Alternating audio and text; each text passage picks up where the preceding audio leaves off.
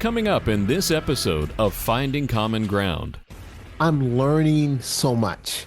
I cannot be afraid or intimidated by AI. Yeah. It's almost like, okay, AI, let's get in the middle of the ring and let's duke it out. What I found is it can be profoundly wrong on a lot of things too. But he said what really is going to cause a problem to lose your job is you don't know how to use AI. Yeah, that's a good point, Bill. There are two sides to every coin. How do we deal with racial issues when they affect relationships? Finding common ground on all those issues that we come against. There's black and there's white. And I think as Christians, we have to learn how to get together because we're not in heaven. I've met more interesting people just by God just bringing them in. Republicans and Democrats. But a lot of times, when it comes to race and it comes to culture and it comes to perception, even as Christians, we don't always understand.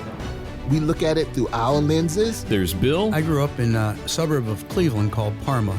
Any black people in Palmer? There was not one. Not one black person, Not Bill? one. Come on, Not Bill. one. You got to have one. A Nope. token black person? A token? And there's Odell. I grew up in Charleston, South Carolina, public housing, single mom, divorced single mom of 4 kids. And I came up through segregation and all that kind of stuff. If a black person drove through the town, the police would stop and escort them out. Bill and Odell are finding common ground. A part of what we have to do is listen to each other, find the common ground, and question, not questioning you like you're on a witness stand, but questioning you for a better understanding. Father God, we just come to you just saying thank you for your grace and mercy. Thank you for traveling mercies. Thank you for another birthday. Now we're 66 years old.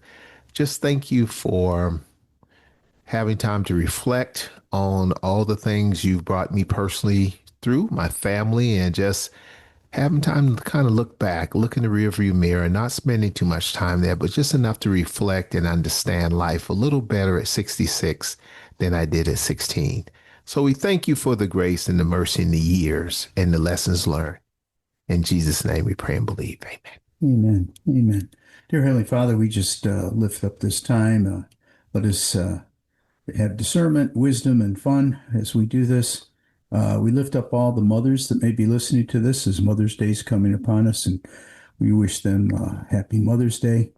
And we ask for blessings on our families and ask for blessings on Kelly Hahn. Amen. Heavenly Father, thank you for bringing us together today. We ask for wisdom, humility, and understanding as we have these conversations. Help us to listen to each other, speak honestly, and remember that disagreement doesn't have to lead to division, the whole concept of this common ground. We pray for our communities here in North Carolina, for our country, and especially for the men and women serving in our military around the world. Protect them and guide them and bring comfort to their families. Bless this conversation and our listeners, and help us bring some light perspective and some laughter to some people today. In your name we pray. Amen. Amen. Amen. Gentlemen, in the memory of Kelly, our dear, Starting sweet out right friend. away, aren't we? Yes. Kelly. I'm 66 years old now. My birthday was yesterday. So I'm going to take the liberty, Kelly, with your permission, to read one of my favorite quotes. And it's this. It says, what is Thomas C. Wolfe's famous quotes about going home again in Look Homeward, Angel? Thomas Wolfe's famous quotes about going home again is, you can't go home again. This phrase explores in his novel signifies that returning to one's past is impossible due to the inevitable changes in the person and the places. It reflects the idea that both the individual and their former home has transformed, making it impossible to return to the same place and the same experience. So, gentlemen, at 66 years old, I look back at my younger self. What would Odell tell his younger self? I don't know. Would you have changed anything? I would change a lot of things. It's so much I didn't know that I thought I knew about life. And now on the 66 side, I probably won't live to be 112, right? Well, you might. How old's your mom? My mother is 83, Beverly's. My wife's grandmother's 105. Wow. So I've probably lived half of my life already. Is that fair enough, Maverick? Well, I think it's like you said, it's the chapters of our lives, and that can be places, that can be times, and you have to live in the moment. Because I was reading something the other day, and it was talking about how yesterday's gone, tomorrow's not here yet, and you only have today to really live. If you think about your life, it's in this particular moment. Mm-hmm. And if you spend too much time thinking about the past or the future, you won't live in the moment. So I think you'll live as long as you keep living each day and focusing on it. But Bill, we all are fathers, so we all have. I don't know, Marty, would you say your son is grown, or what does grown mean? But now, Bill, Odell, and Marty, we look at payroll. Off the payroll. So we look at our children, and we're like, I remember that. So how is it when you look back and you can't go home again? The kids, I mean, what's going on? Because help me, Bill, help a brother out. Well, kids bounce back. I mean, that just happens. It's not like when we grew up. You could go out and get a job and get your life started. Society's a little different. First off, housing's very expensive. Okay. And they may have a hard time getting in. So I think I have a son who lives in New York now, and I'm paying what he's paying as long as he pays, New York rent. I mean, New York's rent ain't no joke, but go ahead. I'm sorry, Mr. Goebell, sir. No. New York is real expensive. We were just up in New York now, and I was talking to a friend of mine, Rabbi, that's up there, and I think they have 2 bedrooms or something like that, or maybe 3. It's $8,000 a month. Wait a minute. Wow. Wait a minute. It's less than 2,000 square feet. $8,000. Yep. Per month. Yep. To live in New York. Yep. So the broke black That's guy. Not Park Avenue either. So the broke black guy from the back roads and the dirt roads of South Carolina, it ain't going to New York. I just can't go to New York. I just can't go, Bill. I can't go to New York and spend $8,000 a month. That's real money, man. You know what would happen with you and I? What? We'd be sleeping in our cars. Well, that's why when you go stay in a hotel in New York, they're about the size of a bathroom here when they're tiny. It's true. This would be a big room for. Oh my gosh, this would be a suite. Yeah, I didn't think about that, Marty. You're right. How have you found, speaking of going home and different chapters, how have you found going back to South Carolina? And what have been the main differences kind of going back home? Great question.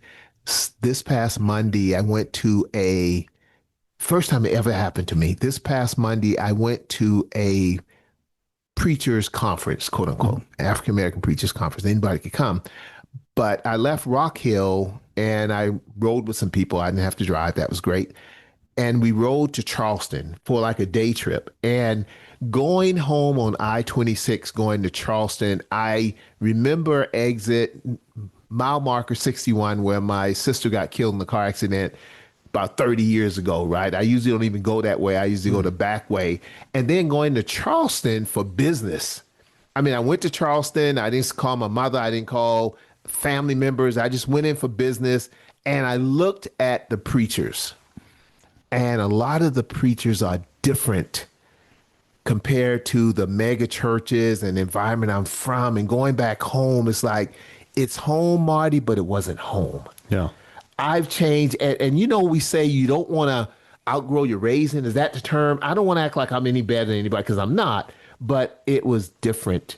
Home was different. And as much as I love Charleston, I don't know if I can live in Charleston in the neighborhood I grew up in. Let me ask you going back, do you still feel the prejudices that you had when you grew up? Yes and no. I'm not broke and poor anymore. So, and you gotten better looking too. Better looking. So the money helps. Listen, anybody can pull me out of a car, police officer stop me, blase. Anything can happen to you, anyone. However, resources matters. Yeah. The way where you stay.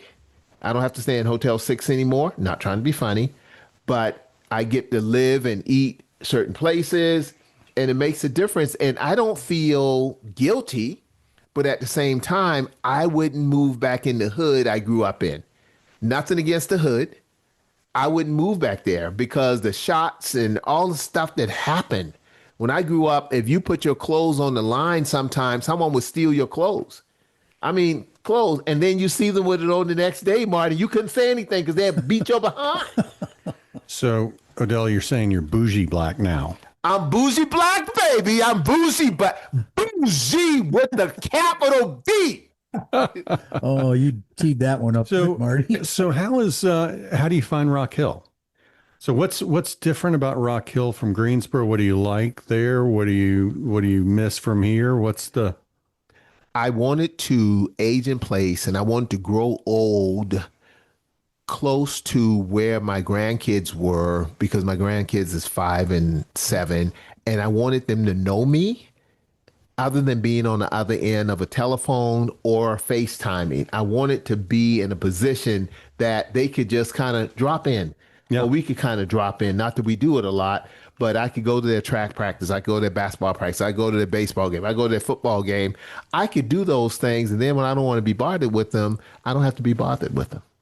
And I tried to move in Charlotte, but Charlotte, I couldn't get the kind of house I wanted in Charlotte. Charlotte's expensive. Exactly. Then I went down from Charlotte to Tega Cay. I couldn't get the kind of house I wanted in Tega Cay. I couldn't get the kind of house I wanted in, what was the next one? Fort Mills. So we found this subdivision in the making, and Bill, you're going to like this because as much as you know me, you know exactly where I'm going. And we went to Rock Hill, and it was this big old subdivision, but it wasn't nothing but a bunch of acreage, right? And Is that like where the Panthers training stadium is going to be, and they converted to a... Yep.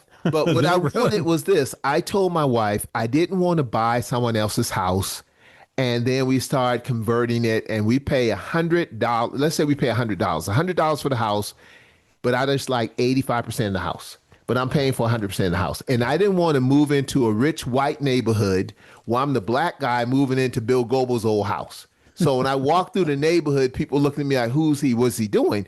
So I wanted to be the rich black guy who moved in a brand new subdivision, and everybody's there. And when people come, I was the third house there. So I'm going to be the president of the homeowners association. So when you come to the neighborhood, you come into Odell's neighborhood.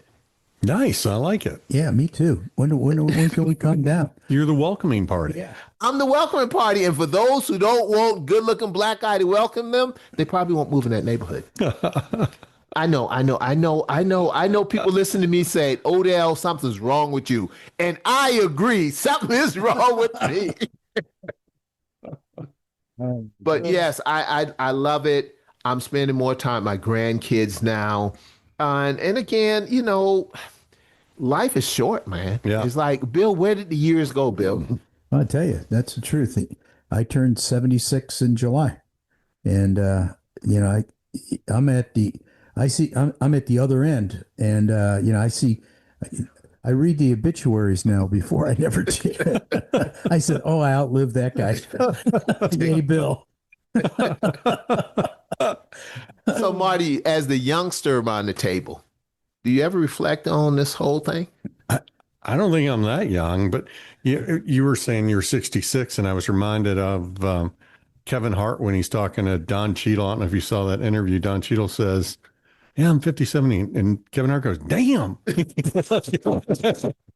And then they spend the next like 5 minutes where he's walking it back. It's like, I was like, no, I said, damn. Trying to I'll tell you a funny story. We had our daughter's getting married in 2 weeks in West Virginia, and her wife came up here and for the Kentucky Derby party. So we're sitting on the back porch, having a cigar and a bourbon. We had the fireplace going. Will was there. Okay. And shout out to Will. What's going on, Will? Yeah, he likes that when you do it. And so I started asking her. Summer, her name is Summer. I said, "Tell us about your dad and your mom." And she was telling us, and she says, "Oh, my grandfather's coming up from Florida." I said, "Oh, really?" I said, "Yeah." She says he loves Florida. He'd never leave Florida. And she started talking.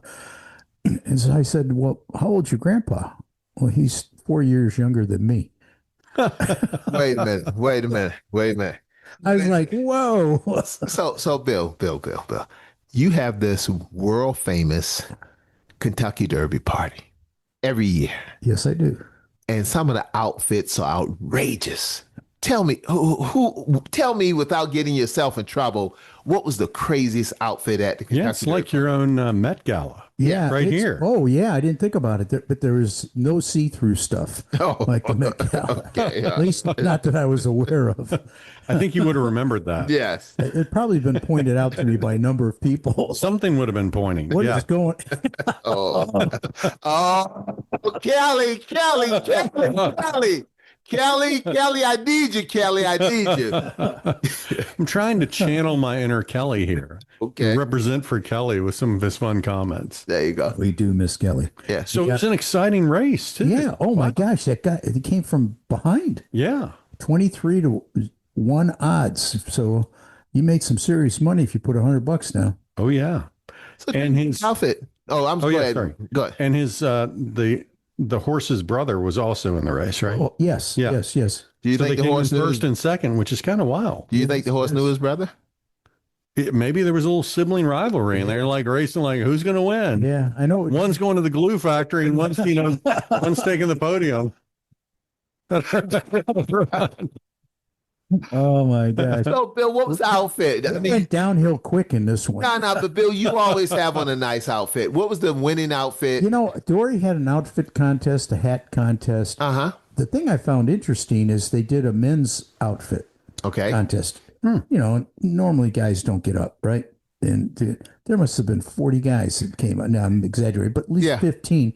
They're all out there, and some of them had no right in being. But I tell you, They had a little bit more adult beverage than normal, probably. And hey, you know what they call it, liquid courage, whatever. Yeah, and Yeah. I think their wives pushed them out there.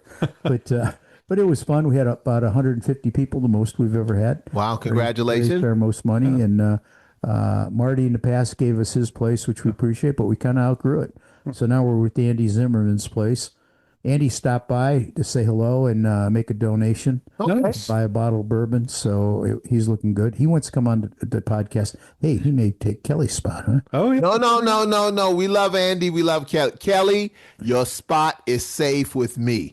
But you know, Kelly, I only have one vote. I just have one vote. And you know I'm a Democrat at this table. So, Kelly, it might have been good knowing you, Kelly. I'm messing with you. I'm messing with you, Kelly. I'm messing with you. So, It was a good party. We raised a lot of money. The venue was great. The food was great. You know, it's so it was good. So do it again next year, same time, same place. What was the most unique hat? A lady had a very large hat that was basically two hats in one okay. because I don't think it could support itself. So she put another hat underneath it and feathers and everything going every which way, very colorful. Wow. And I'm thinking, man, how does she not, bend her head down and the sucker fall off? But no, it was good. And the ladies were all dressed up, man. I'll tell you what, there were some fine linens in that place. And, the highlight was, we had some new sponsors. Uh-huh. We had 2 or 3 new sponsors, and we had a couple of people that came that want to sponsor next year. So we're going to pick up a couple more. So it's my thing is it's a long-term thing. Yeah. We start out with 25 people at Beat Christopher I remember with no being it. sponsors. Yeah. And then we outgrew that. Remember the year I decided we outgrew it. I look around, everybody's standing up trying to eat their food. Yeah. Because there wasn't enough room. Well, Bill, let me ask this And then question. Marty let us use his place. What is it about Bill Goebell that is magnetic to so many people, and everybody want to come and support? Everybody want to be around Bill. What is it? I'm just blessed that people want to come and be part of our program. And I don't like talking about myself like that, but I like talking about me. I know. but I enjoy people's company. I really do. I mean, I was looking forward to seeing Marty and you today. I mean, even in it's been fun. It's amazing how God opens doors. Where I was this afternoon. One of my companies works with all the community colleges, and so I went and saw the head of North Carolina Community College, workforce development, and John Loack. Do you know that name, Marty? He works for the state. He runs customized industrial training, workforce development, and the apprentice program. Pretty big job. And I try and meet John a couple times a year, give him an update what we're doing because we're a vendor of his. So I like to keep him in the loop, and we become friends from that standpoint. And so he was talking to me about what his vision was for the organization, and he inherited something, had a lot of silos, and it was managed differently, and he had a vision. And I said, you need to, I think I got something that can help you. And he goes, what is it? And I said, have you ever heard of a book called Traction, an Entrepreneur Operating System? And he said, no. So I said, you need to, there's a 90-minute presentation that they give, and they talk about what they do and how they implement it and how it works and what the benefits are and some of the tools.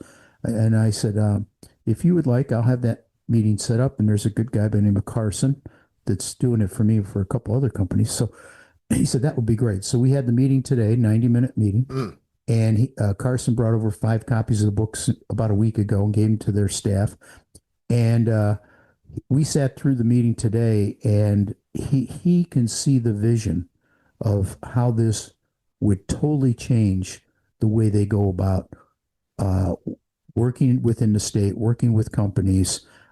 Also, but the most important thing, I think, that besides setting the vision and what you want to accomplish, and if you hire people that see the same vision or on it, and you build that culture, is a tool that gets the right people on the bus and also on the right seat on the bus. Yeah. And it's all about people.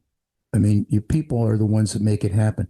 And this does a 2-stage. One is you identify the job and what you think it needs to be. And then you attach the names or the name of the person that's currently doing it. And you have a very frank discussion with them there.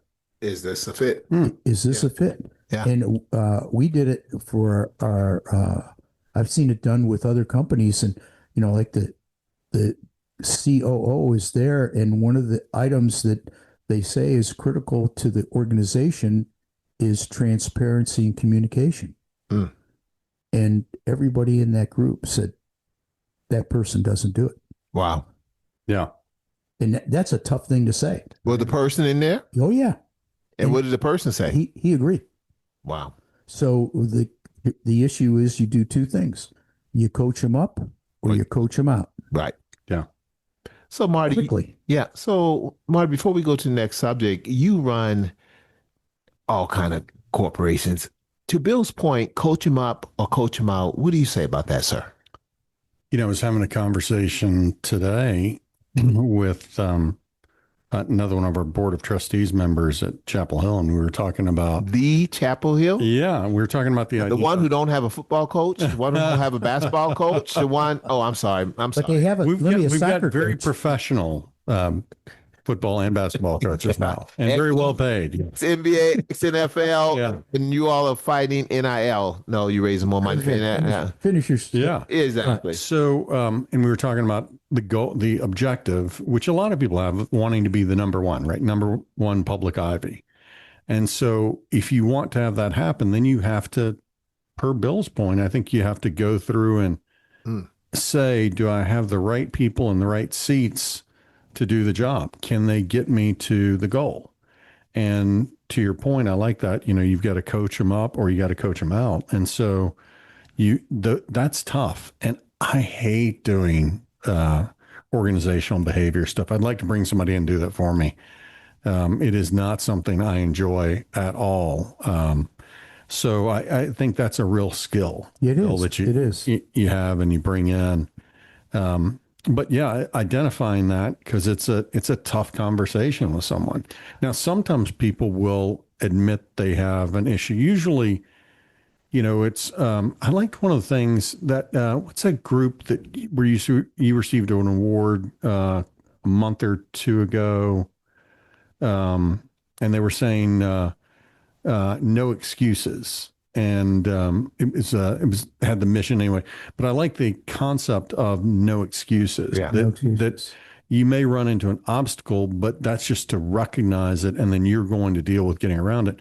I think a lot of times when you're talking to someone about can they do a particular job, there's an immediate, well, I can't because of this, instead of, here's the issue, here's the problem, here's what I need to address. You can point out a problem that's in front of you that you need to deal with, but you can't constantly say, I can't do it because of this or because of that, all these different things beyond your control, because you're not then really solving the problem. And I think finding problem solvers that don't use external blame as to why they can't achieve what they're doing, that's a tough thing to do. Well said. One of the things I like to say is think big, work hard, no excuses.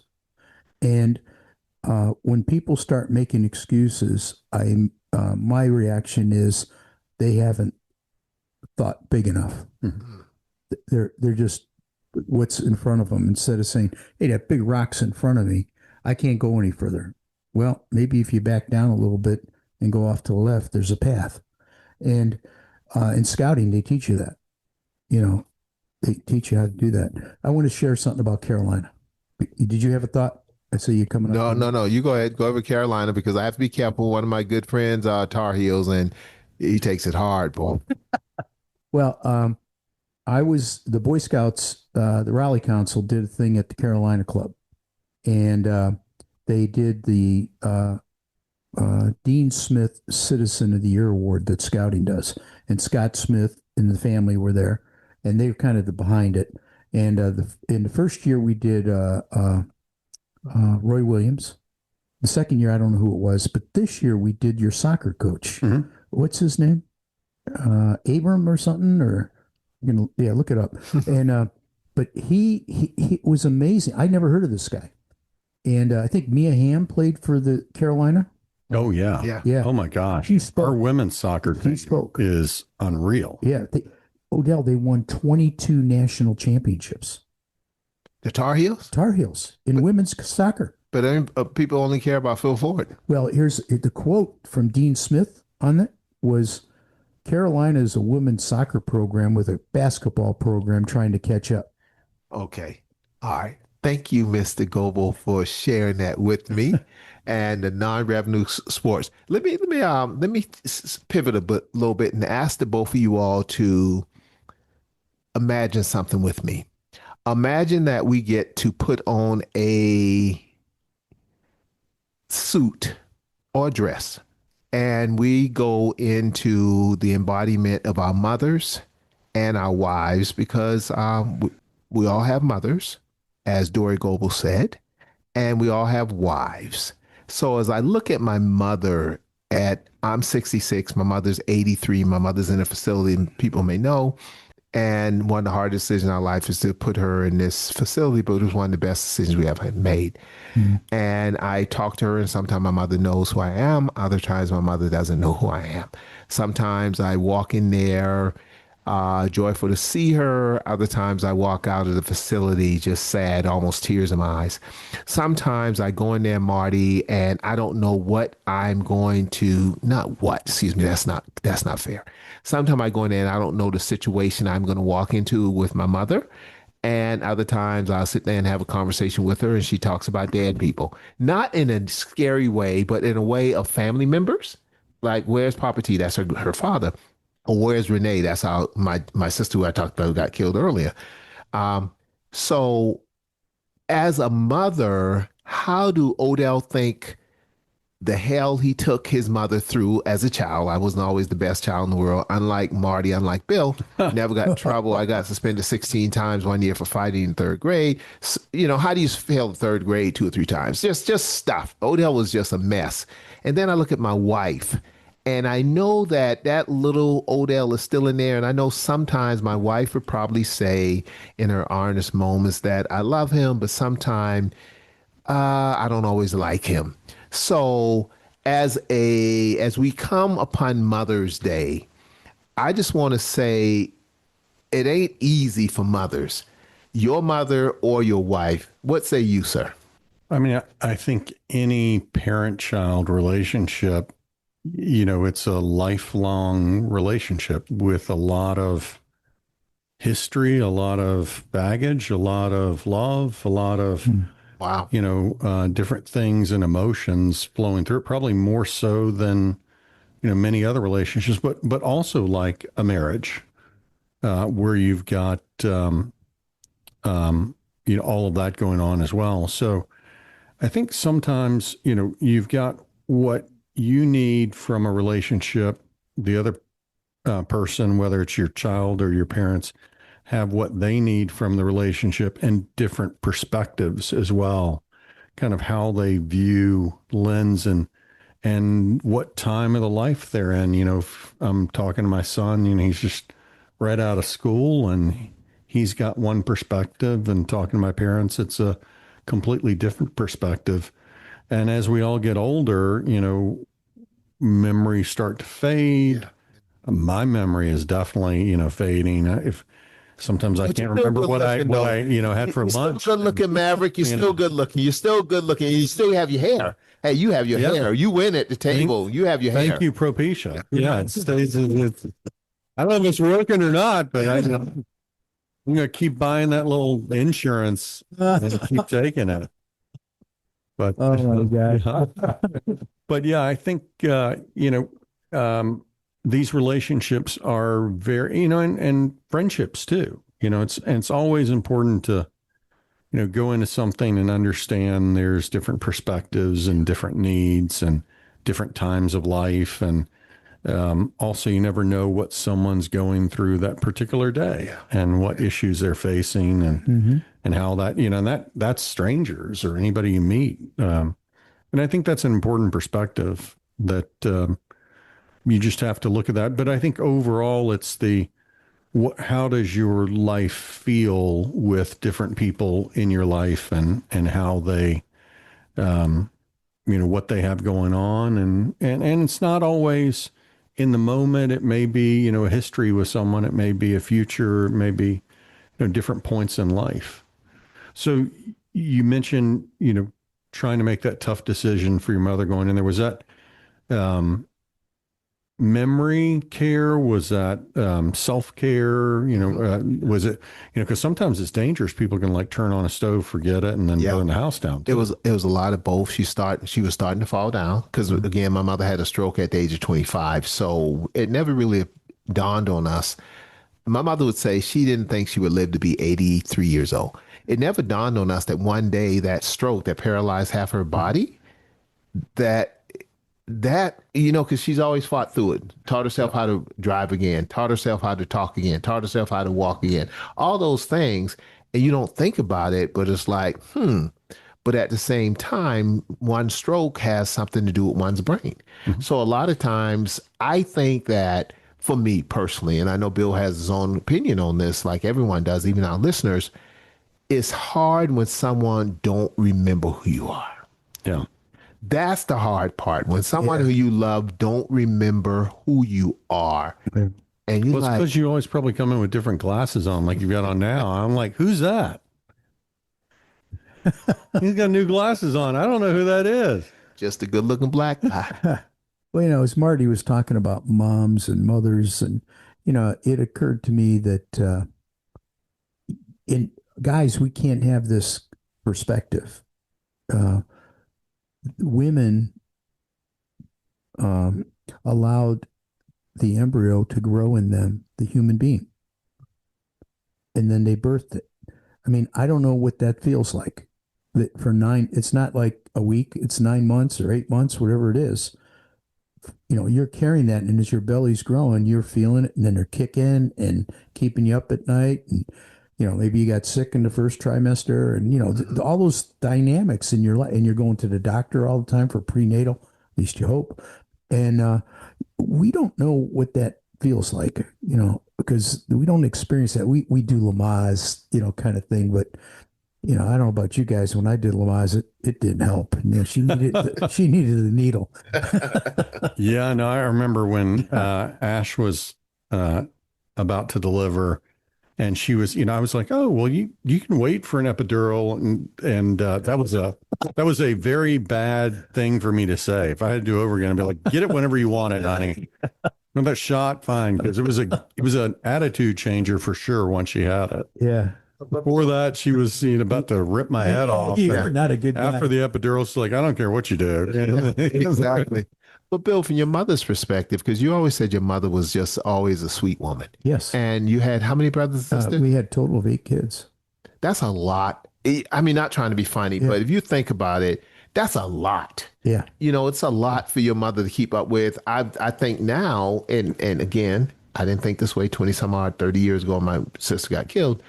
My mother, when the high patrolman came in and told her, are you Renee, Cleveland, da-da-da, and said she died, and my mother just screamed.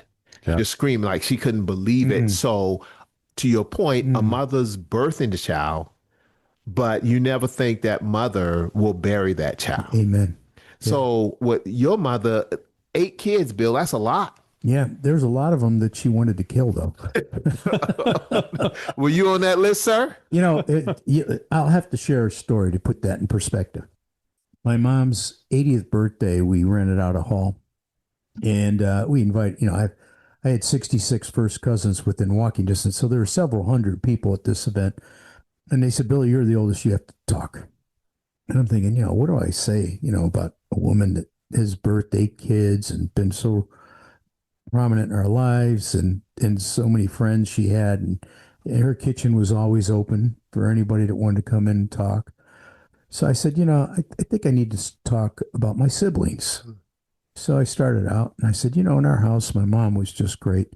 I can still remember her saying, Marty, pick up your shoes. Marianne, clean the bathroom. Donna, the dishes need to be done. And I went through each of my brothers and sisters, her house. And Billy, you're just great. Don't do anything. And they got the same reaction from everybody in the group. That's funny. It's interesting. Marty, you was getting ready to say something. I'm sorry. Go ahead. No. Go ahead. You talk about all of us are business owners. We go out here every day and do the best we can. Don't mind paying our share taxes, but you don't want to pay more. And I found myself, it's based on how I feel when I see someone standing on the side of the road with a sign, help me, please, please, please. And I know this is going to sound so horrible, but I really don't care how it sounds. Sometimes I just don't have the spirit to help. And it's not a black thing, not a white thing. It's just sometimes it's how I feel. And my wife's like, well, you gave this person $5 and you didn't give the other person nothing. Just sometimes it's just, I call the spirit of discernment, might be right or wrong. How do y'all feel about panhandling and people standing in the road and out there? I mean, is it just me? Is it a black thing and y'all don't understand? I'm not a fan of helping people in that way, because I think a lot of times people think they're helping, and what they're really doing is enabling a bad habit. And someone takes that $5 or $10 and goes out and buys drugs with it. I think there's better ways to help people. And a lot of the issues, definitely there's a housing crisis and there's issues with that. And I think that's important to tackle. And giving people the hand up is important too. But I think also, there's a lot of mental health issues. There's a lot of drug addiction issues.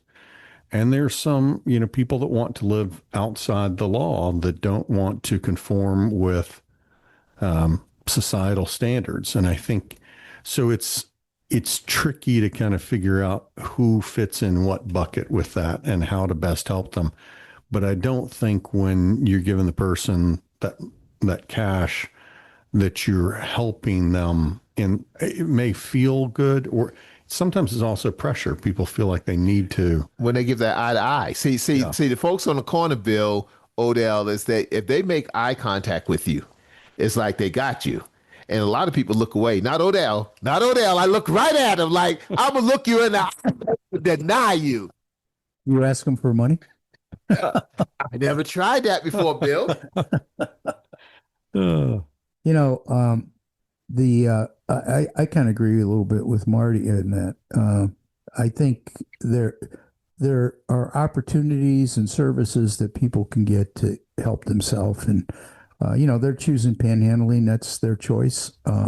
Sometimes there's external issues related to that. When I was on the school board, we had about 66,000 kids, and we knew about 2,000 of them were homeless, living in cars. Wow. And I don't remember seeing any of them on the street panhandling. And the way we identified them, the teachers could figure it out pretty quick. do you remember that movie with Will Smith where he has the child and he's struggling trying to be a salesman, and they're like living in a bathroom and things like that. And I think that's what really breaks your heart, is thinking that someone's trying really hard and you want to give them help. And it's tough to draw that line, because other times, you can create, it's almost like deer corn. You can create a what's supposed to be helping environment, and it's so enabling that it really doesn't allow someone to grow out of it. And, that's tough to distinguish what that line is. I think that sometimes when it's in an environment where people can slip back into bad habits, like we have a big issue on Franklin Street at Chapel Hill and, downtown Greensboro as well. And I think it's easy for someone to raise money. And if they've got cash like that, it's easy for them to buy drugs or buy booze. And you almost feel like people should go off to a kind of away from everything, like a Boy Scout camp, and have a chance to reconnect and, build your life skills back up without the pressures. And that's why I think a lot of people that go through rehab have to check themselves in. Yeah. Because that's what you want. Yeah. So, Marty, before Bill. I want to just add something. I'm going to be chairman of Positive Childhood Alliance, which used to be Prevent Child Abuse North Carolina. Wow, that's the whole congratulations. Yeah. And that's a big time, man. Yeah. You Bougie Boo. Yeah, Bougie Bill. And but one of the things that we do is we found we help local agencies in all 100 counties, because some of those people, some of those folks don't know where to go. I mean, they just don't have the capacity to understand, well, I need to network with this person. I need to connect with this agency. I need to do that. I didn't. When I had a son that had a learning disability, I didn't know where to go. And it wasn't until I went to the schools that the schools started getting involved, and they offered me all these services for my son.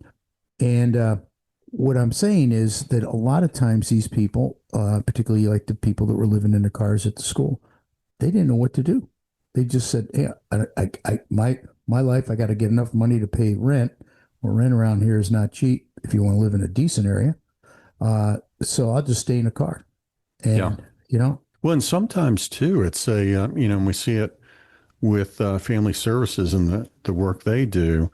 It could be an abusive relationship that forces someone out, and then they don't have anything and they're trying to survive on their own. So, yeah, I think that clustering of services to help somebody kind of go through that really wants the help is key. But then also shielding them from something like an abuser that may be able to get to them otherwise. That's critical as well. Or, drug dealers that are preying on someone, and traffickers that are preying on someone as well.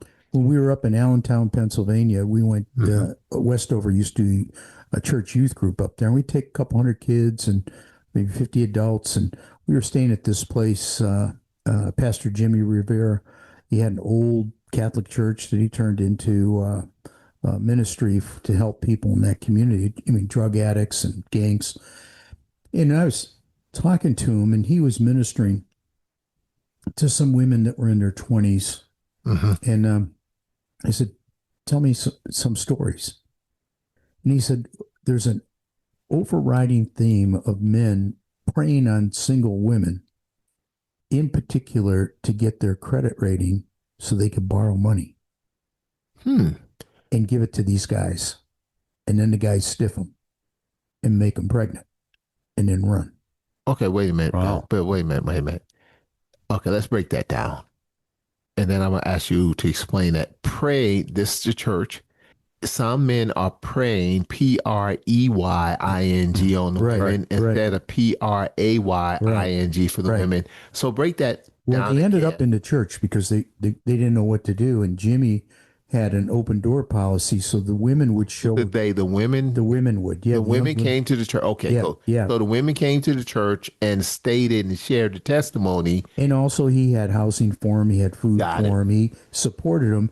And over a period of time, he started asking them. He had women that mentored him, and there was a theme that came through of a pattern that was happening. And so he decided the best thing to do is get into the high school and talk to the kids when they were juniors. Wow. Question for you. Marty, you stated that Franklin Street is going through some changes like downtown Greensboro. Bill understands this, you understand it, and I understand it, but maybe some of our listeners may not understand. You never find a Chick-fil-A in the hood. Allegedly, you never find a Publix in the hood. How does one go about, because we talk about food desert, we talk about healthcare deserts, we talk about all these things. Now, you're a businessman, and companies from all over the world come and ask you when they're trying to relocate to Greensboro or other areas, what do they ask? When they come in, what do they say? What are they looking for, and what are they not looking for? Yeah, so they're looking at disposable income. So they're looking at who has money to spend on their products, how many of them are there within a certain radius or that work nearby, and that they're looking at that and saying, based on this number of people with this amount of money to spend, we can, and how much of a competitive market it is, we can expect to take this part of the market for our sales. Mm-hmm. And so the reason that a lot of lower income areas don't tend to get some of those higher end stores is those higher end stores are saying, well, does that person that's, making $30,000 a year, do they have the money to spend on this particular product if it's higher priced, or are they more pursuing another product that's more in that price point? Now, the benefit of some of the areas is you have density. So you have a lot of people, so that can sometimes help make up for it. Traffic count on the road, a lot of people driving through can help make up for it as well.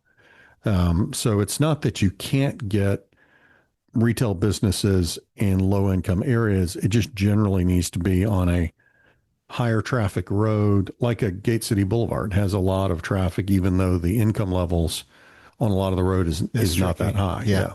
Let me add to that. Mm-hmm. There's a food desert in certain parts of the town, and one of them, Gate City Boulevard by South Elm, Eugene. There's a big lot on the other side of Andy Zimmerman's property that's there. And Marty, you've heard of a Wegmans, right? Oh yeah. Yeah. Well, Wegmans is actually a draw. People will drive to it because it's such. Now they've got 3 stores in Raleigh, one in Chapel Hill, and one in Cary, and they just put one in Ballantyne. They're going to put one there. Ballantyne is nice, right outside of part of Charlotte. Yep. Yeah. So I thought it would be great if we get a group of business people, maybe a politician, and go up to Wegmans. I used to call on them. I used to know the Wegman family. They're probably older now. The kids are running it. But if we went up to Wegmans and said, 2 things. One is we think we can support you and have the data and the background to do that, as Marty's done with Publix and other things, I'm sure. And go to them and say, not only do we think we support it, but you're going to help our community because we have a food desert and people will be driving downtown to do it. Or take a piece of Marty's property. I'm sure he's got property. You could do it. Yeah. So unfortunately, they've heard that pitch a million times. Almost every retailer has of, you should really come here. I know your business model and all your successful stores fit this criteria, but we want you to do something different and take a chance. And we want you to take a chance in, let's say, downtown Greensboro, where we just had, if they read the press, it shows all these different restaurants closing and things like that. They're going to stick with the model that tends to work. Okay. I don't see them changing that. It doesn't tend to happen. If Wegmans comes, they will likely be on the north or the west side of town, and that's just their model because they're going to go where the incomes are. Think about where they're at in Raleigh and Cary and Chapel Hill. That's exactly what they did. Yeah, they're in a higher income. And higher income than Greensboro. That's the other thing too. Is we may say certain areas of Greensboro are higher income, but we're still not anything compared to a Ballantyne area of Charlotte. No. I mean, it's a totally different deal. Well, it's interesting that their trucks will drive by Greensboro to deliver their food to Ballantyne. Yeah, when we're talking to retailers, it's typically they're going to Raleigh and Charlotte and all the other cities that are like Raleigh or Charlotte first. And then when they get down to the Knoxvilles, the Greensboros, the different markets, the Greenville, South Carolinas, they will then fill in at that point. So Wegmans, once they've built out Raleigh and Charlotte, will look at Greensboro, but Winston, because of their significant kind of concentrated higher income in certain areas, has drawn some folks. Yeah, it's interesting. Also, I've always found Winston interesting. Like Trader Joe's went there before us. Yeah. Whole Foods did too. And Whole Foods did, yeah. And I'm thinking, wait a minute, aren't we a more affluent? But I guess the concentration makes the difference. Well, let me ask a question, Marty and Bill. So if certain entities won't come to certain areas, then it probably, because of their business model, then maybe other entities might. The bail bondsmen, the payday loan people, the pawn shop, the liquor store, what we call the ABC store, the car lot that says buy here, pay here, good credit, bad credit, or no credit at all. Does any of these individuals ever approach you, Marty, and says, I'm looking for this on a certain part of town, like the dollar store? I'm not, allegedly, I don't feel like getting sued today. The dollar store, and kind of go from there. So I wouldn't put dollar stores in that predatory list that you had. I'd say the online gambling type places, the pawn shops, the payday loan places, things like that. We get approached by them all the time, and I could have leased out 20 different properties to folks like that. I won't, because I feel they're predatory. So if it's a predatory use, I won't put them in my shopping centers. And they will, the internet gambling folks will pay 4 times rent what, somebody else would pay. Okay, explain internet gambling, because internet gambling is tricky. They will open up a place, make money. I don't know when they're open. You can't, and then they get shut down a couple of weeks later and they pop up someplace else. Explain to people what internet gambling is. Yeah, sir. For the longest time, what they were doing was they were doing these video terminals or different games, and it really is just gambling. They call them games of chance. They call them fish games and things like that. And they would find different loopholes that allowed them to continue to operate. And so for probably, 20 years or so, they found different loopholes to continue to operate, and then the government would find ways to close those loopholes. And so, it's a personal decision for me. If someone wants to gamble, I think that's completely their decision. I'm a libertarian. They should be able to do that. But I also have the right to say, I don't want that in my center. So, and I'm not going to support it. But that's just my personal preference now, but you're losing money.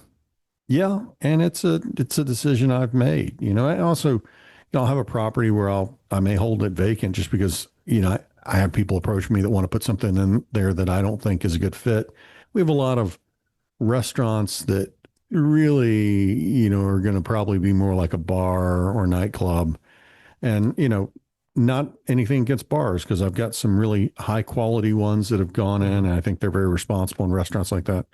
But if I think it's going to be an irresponsible type use like that and a problem for the neighborhood, I'm not going to put it in. Again, even if that means turning down the income from it, just because I don't think it's the right thing to do. And it's also a pain. They will cause you problems, and there will be issues as well with all of those sorts of undesirable uses. But, I was in Charlotte one time, and I forgot where I was. I drove through it, and it looked like they had taken every tenant that is often on a prohibited list and created a whole shopping center out of all of those things, like all lumped into one center. It was crazy. Was it busy?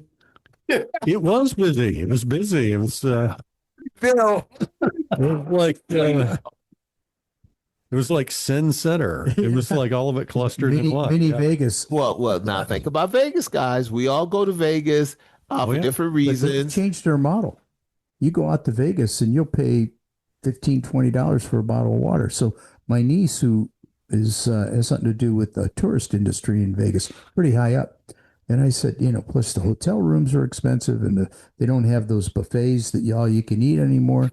And I said, what the heck? I hadn't been out there in a while. I said, what is going on? She says, they've got 90,000 rooms and half of them are empty. I said, what's going on? And are people coming? She says, well, first off, the Canadians aren't coming because they're pissed at us. The Asians aren't coming because they're pissed at us. But she said, what we found is by raising prices and bringing a higher quality person in, they will spend more money and our margins went up. Yeah. Because people can afford to lose it too. Yeah, Spend more to exactly. lose it. Exactly. That's exactly right. It's funny out there that they never seem to have any like normal ATMs anywhere near the strip. So if you ever go to Vegas, I always have a rental car if I go out there, and I will drive off the strip to go to an ATM because I'm not going to pay the insane user fees They're unbelievable. they have there. Yeah. So help me on this.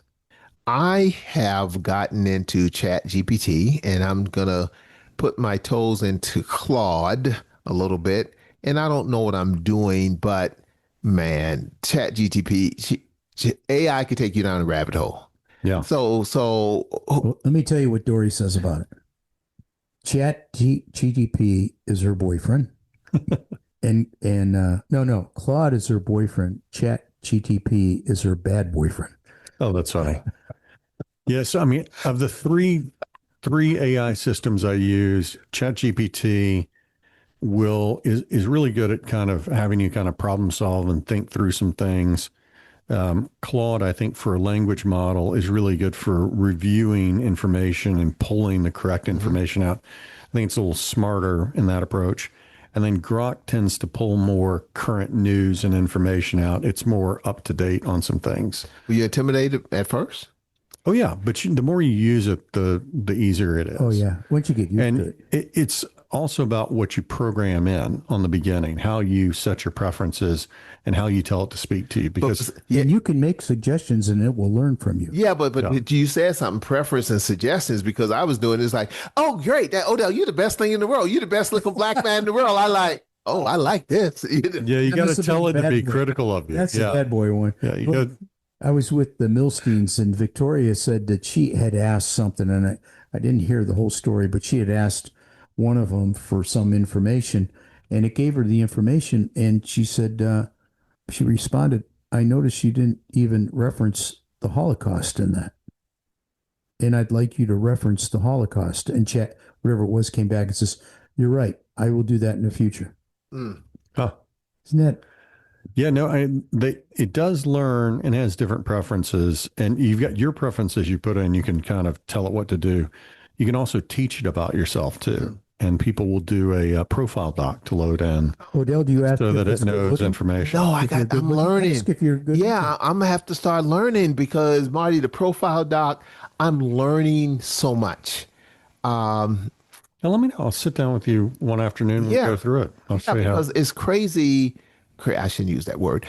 It's very.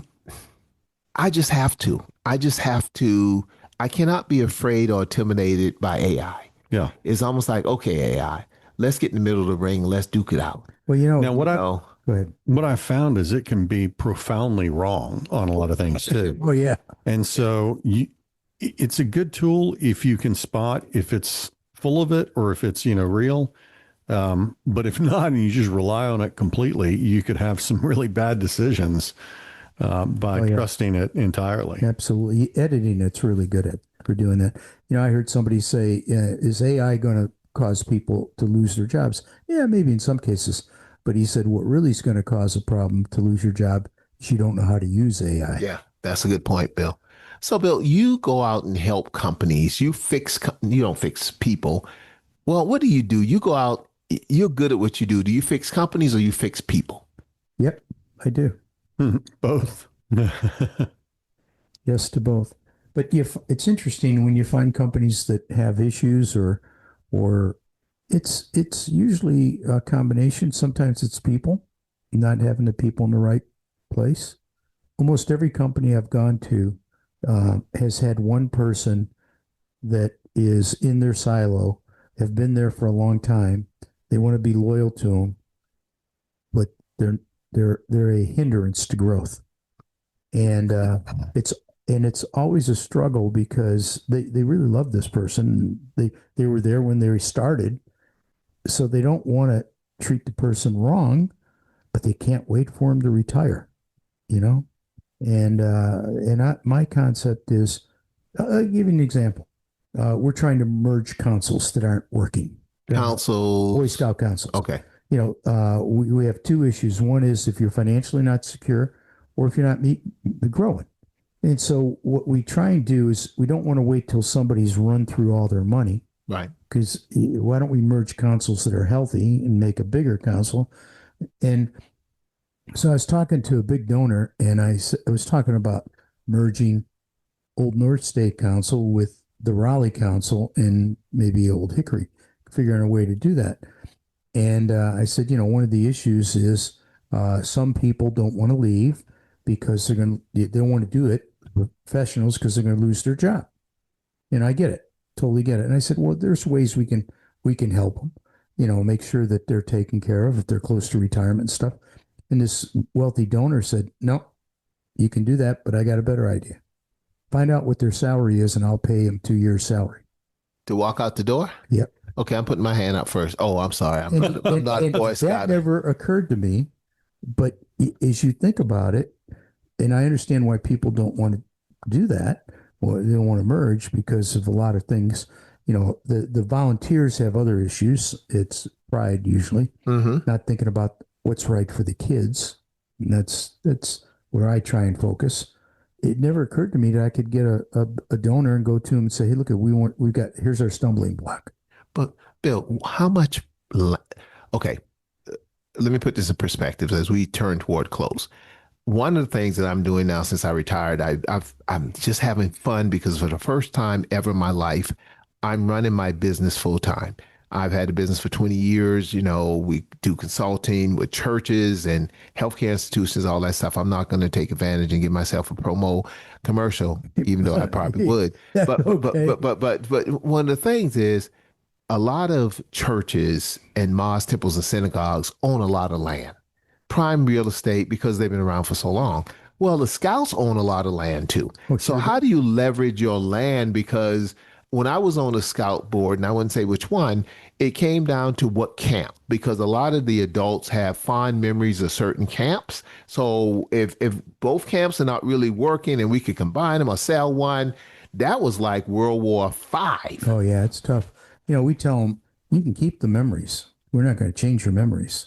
We're just going to take that camp and put it to a more useful, because, you know, most camps aren't being used. They're underutilized. I think we, at one point, had 962 camps who probably needed about 300. How many acres per camp, though? Because people don't understand. You're just saying camp, but some of these things are, thousands of acres? Yeah, the camp in Yanceyville is 1,900 acres. Wow. I mean, we got big land. I mean, most of them are big. We got one up in Roanoke, Virginia. It's 13,000 acres. I mean, we've got some acreage, and so we're land rich, but you know, property rich, but cash poor. And so our recommendation is you sell them to land conservation. They still let you use them. You can't put a building on it. I love that. I love that idea. And you get the cash, you put it in endowment. You don't spend it. You put it in endowment. You know, we have a camp in New York City and New Jersey that overlooks the skyline of Manhattan. 800 acres. You know what that's worth? And who uses it? Who uses it? That's the central part. Yeah, the Boy Scouts. But they don't use all of it. Wow. And, you know, like the camp out in Yanceyville, we probably use 300 acres. So even if we took 600, we'd still have a lot of acreage left over to sell. So, it's just it's a cultural thing. It's taken time.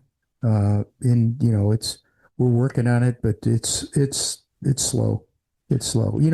The in business, Slowly Marty, going out of business? Is it yeah, slowly going out of business? yeah, and they don't see it. They don't see it. In our life, we're business guys, so we, I have a client that has a bunch of clinics, and they bought two of them, and before we got involved, and they should never have bought them, and they, man, dropped the company way down. I mean, money wise and personnel wise, and the culture, and just everything you could think of. And so we got closed one. Right? They called me today, and they were going through it, and I said, "Is that location making a profit?" And they said, "Yeah, it's starting to contribute. It's absorbing some overhead." I said, "We still should close it." I said, we're making that work too hard. Right. By closing it, we'll make life simpler." So, Marty, how many pieces of property do you own or in control of, sir? About 50. So, and a lot of that's clustered in Greensboro, but across North Carolina, a little bit in South Carolina. I used to have stuff further away in Ohio, Alabama, but now clustered back in North and South Carolina. What's your decision-making process? How do you decide what, and then I'm coming back to Bill, what do you decide what to buy, when to buy, how to buy? Because I've known you to keep a facility vacant for years until Yeah. the right customer comes in. And people are like, well, make something about it. Yeah, and like you take on Market Street, where I've got Crunch Fitness now, and you have different deals come up, and you're looking. At one point, I was working at Publix in there, and Trader Joe's, and LA Fitness, and finally wound up Crunch Fitness, and it has been a great fit, perfect use for there, very successful. And so I would rather take 5, 10 years and get the perfect fit than get like a flea market or a use that's just not that great in there. And it never really achieves its potential, because once you've locked in, and people forget this, once you've signed that lease, that person really has control over that property for the next 20 to 50 years sometimes. And so you're locked in with that particular use. So my decision on real estate is more about how can I add value to it, and what's the best use and the best business that's going to be successful in that location that serves that market. And apparently there was a pent up demand for a nice fitness facility in the Market Street area. And we hope to do another one in Northeast Greensboro. We're going to bring in or have signed a lease to bring in Compare Foods in East Greensboro as well, which will help with one of the food deserts over there also. Where in East Greensboro? At Conan Summit, next to Roses. Okay, yeah. So they're going to do 30,000 feet there, nice store. Wow. It's interesting, not tooting my own horn, but I will. We were able to make an agreement with Novant Health to come over and build a facility on our property for 30,000, no, 20, a little more than 20,000 square feet, a $30 million facility. In these negotiations, this thing is taking a year. Yeah. It's taking a year to work through all this. Is that normal on some of these Yeah. big negotiations? Until you've been through these type of negotiations, you've never been through these type of negotiations. Well, and then you've got all the approvals involved too. So it's, part of it is your discussions with the other side. Well, their due diligence, trying to decide, getting all the information they need, then get approvals, go through all that process, and then getting the government approvals, the entitlements for zoning, for all your permits, everything else. All that just takes time. I've had projects I've worked on where it's 10 years, to do something. But that's before all that's money. You could spend $1 million before anything either comes out of the ground. Oh, yeah. Well, and you're paying property taxes on it all during that time, too. Yeah. And carrying cost, everything else. So to your point, Bill, earlier statement, well, we talked to this company and say, hey, we need some help coming into this desert. And you're like, nah, it doesn't work like that. Because at the end of the day, this is about business. Yeah. This is about business. Hey, in an interesting pivot back to your discussions about home and identity, Have you followed the whole P.D. Pablo raise up discussion about that being the North Carolina hip hop anthem? It's been proposed by some lawmakers. No, I don't know who PD or Pablo is. Educate me, my friend. You've heard the song "Raise Up" before, I think, right? Yeah, I've heard that song. Okay, You haven't heard it? I don't. And the other one he has is Freaky Deaky or Freak a Leak or something like that. You've heard these songs. I should have. Let's see. We pull this up. See. Pull one up and play it. Raise Up. I'm sure. Yeah, Raise Up. I'm sure he's. It's basically a shout out to North Carolina. Okay. That he does. But it was just like in the past week, he was at the educator rally in Raleigh and sang over there. Okay. And then a couple of legislators proposed making that a anthem. So this is it, right?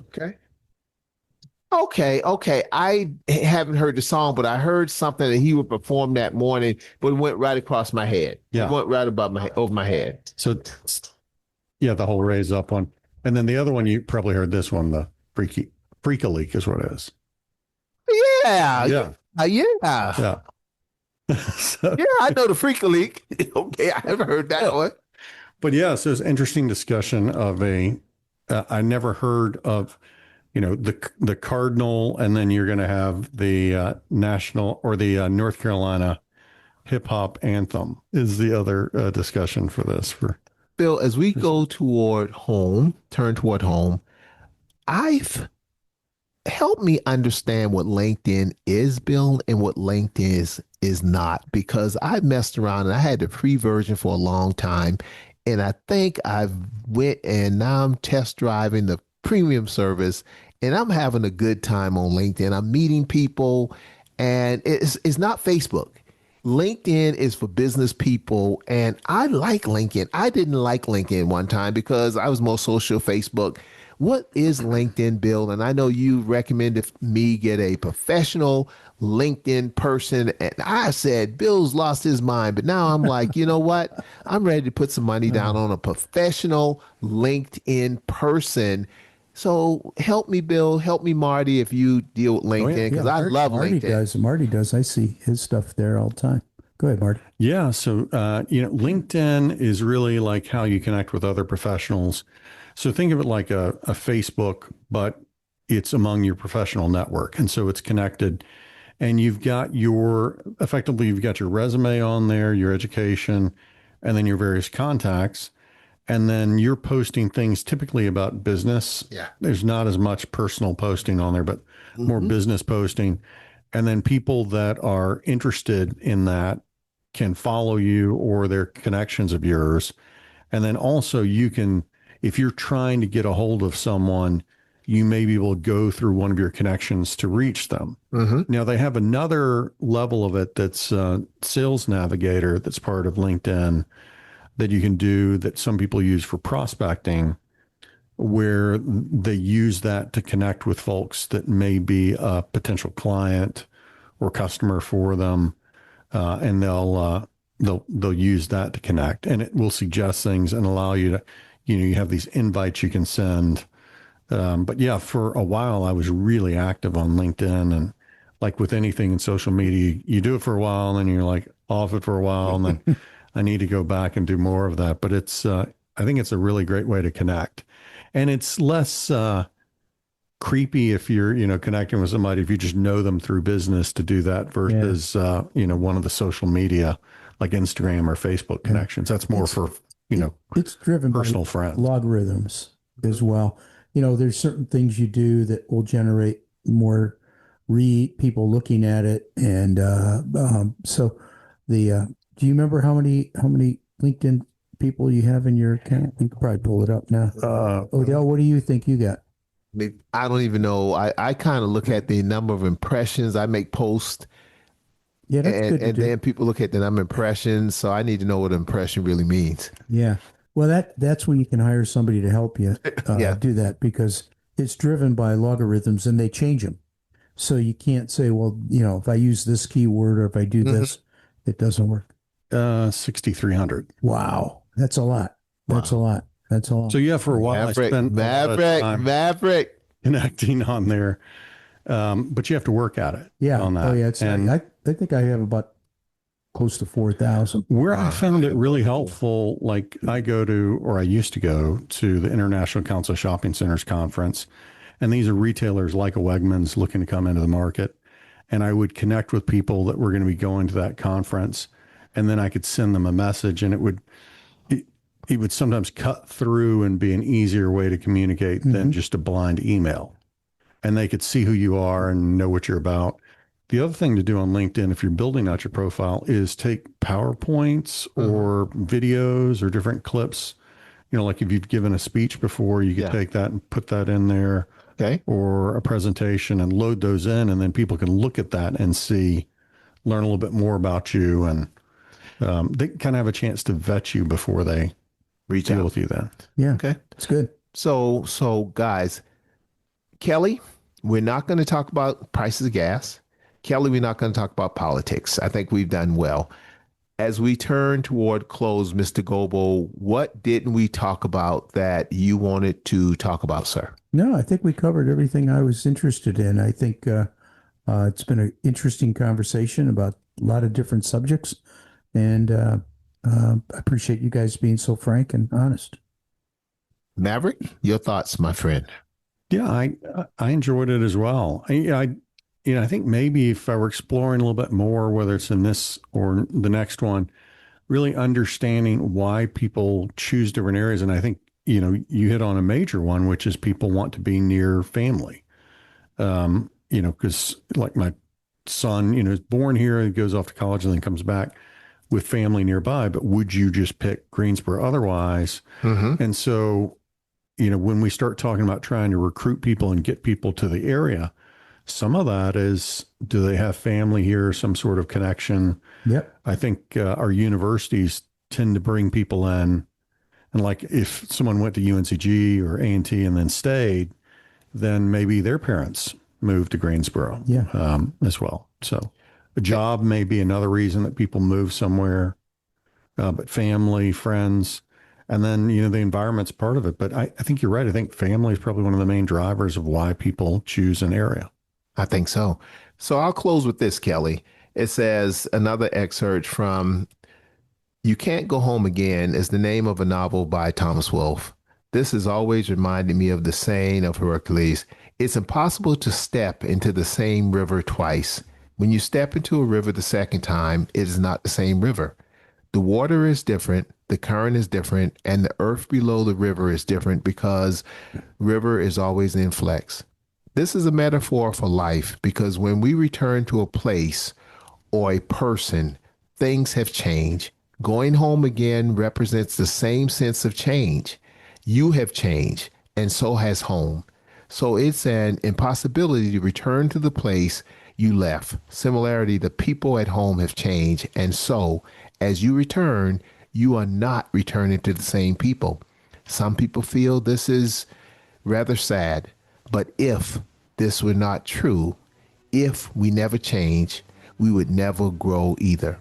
And Odell will say this, some people grow up, other people just grow old. Thank you. A really nice sentiment. Yeah, it's great. Very good. Find Bill and Odell online at thecommonground.show. This podcast is a production of BG Ad Group. All rights reserved.